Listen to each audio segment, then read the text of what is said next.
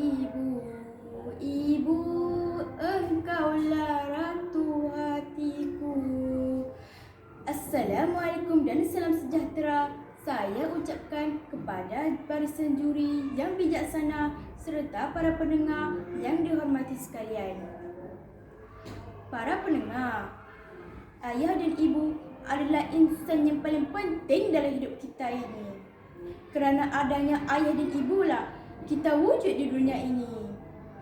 Mari kita dengar cerita saya, cerita pesan ibu dan ayah. Cuaca tengah hari terik sekali. Matahari betul-betul tegak di atas kepala. Bahangnya terasa seolah-olah membakar kulit. Pokok-pokok langsung tidak bergoyang, menandakan tidak ada angin. Di sebuah lorong kecil terletak di antara rumah setinggan di perkampungan itu, kelihatan 3 orang kanak-kanak lelaki sedang berjalan pulang dari sekolah. Masing-masing menggalas beg yang syarat dengan buku. Wajah ketiga-tiga mereka nampak letih dan dibasahi peluh. Tetapi mereka tetap meneruskan perjalanan. Tiba si adik yang paling kecil dengan wajah yang berkerut mengadu kepada abangnya bahawa dia berasa amat dahaga. Kebetulan mereka lalu di hadapan gerai minuman. Kelihatan ramai kanak-kanak yang lain sedang enak makan air batu campur di situ. Amar menelan air liur, tubuhnya terus dibasahi peluh. Ketika itu juga, Arif merengek-rengek kerana dahaga. Si abang iaitu Amar cuba memujuk Arif kerana rumah mereka sudah hampir. Tetapi apakan daya, Amar tidak mempunyai wang untuk membelikan air, apatah lagi air batu campur untuk adiknya itu. Dia berasa amat kasihan terhadap adiknya itu.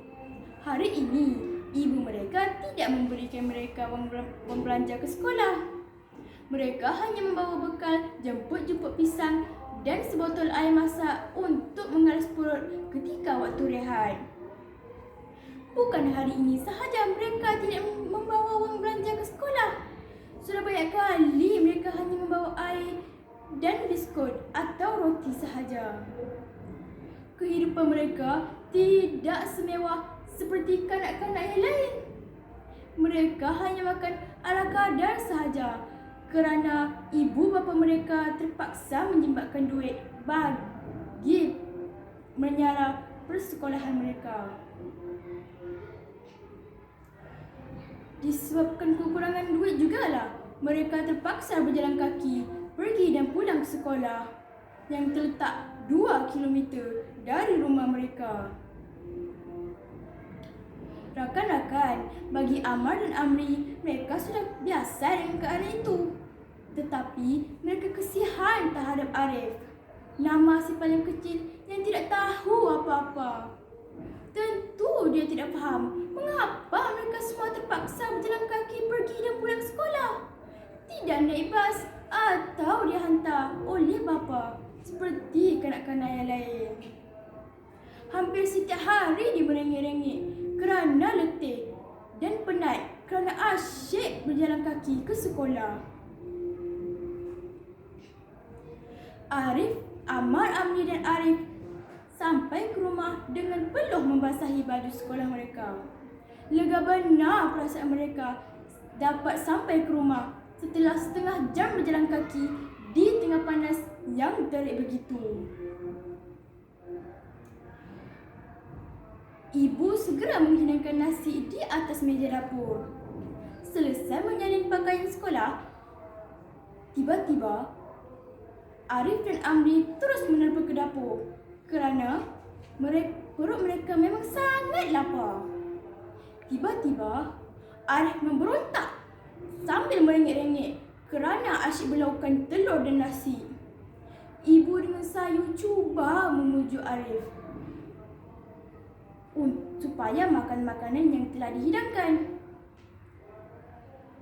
Arif memberontak kerana dia ingin makan makanan yang sedap-sedap seperti ayam dan daging yang tidak mampu disediakan oleh ibunya. Namun, Arif memarahi ibunya kerana dia tidak faham mengapa ibu dan ayahnya sering memberikan alasan tidak ada duit.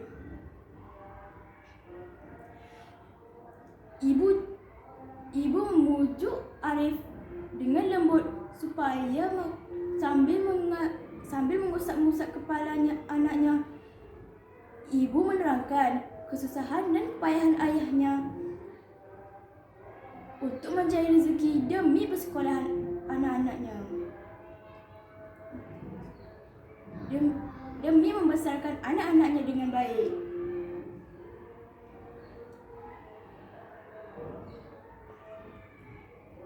Pada suatu hari, Ammar pergi ke kedai untuk membeli beberapa barang keperluan yang dipesan oleh ibunya. Dia terserempak bersama anak jirannya yang sedang duduk-duduk di bawah pokok rambutan. Mereka mengajak berbual bersama mereka. Tetapi tiba-tiba perbualan mereka bertukar kepada sesuatu yang tidak disangka-sangka oleh Ammar. Mereka bertiga merancang untuk mencuri di beberapa buah kedai runcit di kampung itu. Hati Ammar mula berdebar-debar dan cemas. Mereka mengajak Ammar untuk menyertai rancangan mereka, tetapi Ammar terus menggelengkan kepala menandakan tidak setuju. Seumur hayatnya tidak pernah dia berniat untuk mencuri. Sejak kecil lagi, ibu dan ayah Ammar sentiasa berpesan, jangan mencuri, berdosa. Kerana tidak mahu mengikut rancangan mereka, Ammar diminta untuk merahsiakan rancangan mereka itu. Ammar mengangguk, tetapi perasaannya hanya Tuhan yang tahu.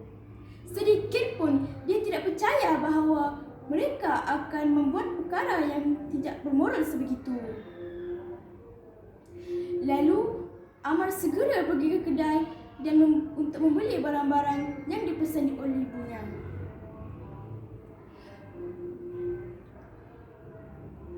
Dia berasa bersalah ketika melihat wajah Pak Mail yang tenang dan baik itu. Dia teringat akan rancangan jahat budak-budak itu. Perasaannya berasa tidak senang yang membuatkan dia terlupa barang-barang yang perlu dibelikan. Lalu dia segera balik pulang ke rumahnya. Ibunya berasa hairan dengan keadaan Ammar yang kegelisahan. Ammar memandang wajah ibunya, kemudian dia menundukkan kepalanya ke tanah. Dia tidak tahu apa jawapan untuk memberitahu. Dia tidak tahu jawapan kepada ibunya itu. Tiba-tiba Ammar menceritakan hal yang terjadi dengan jujur.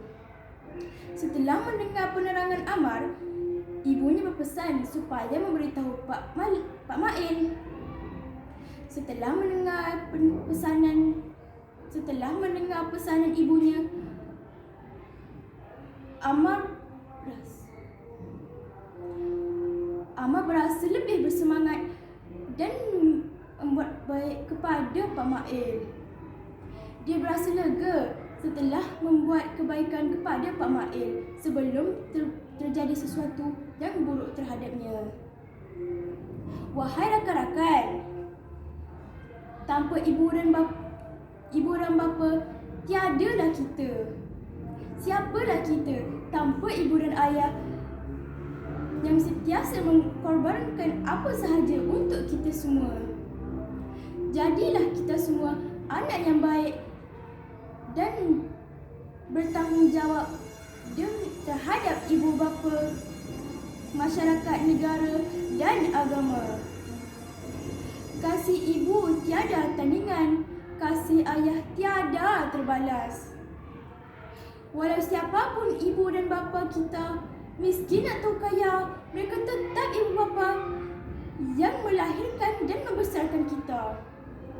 Sekian cerita saya hari ini. Terima kasih.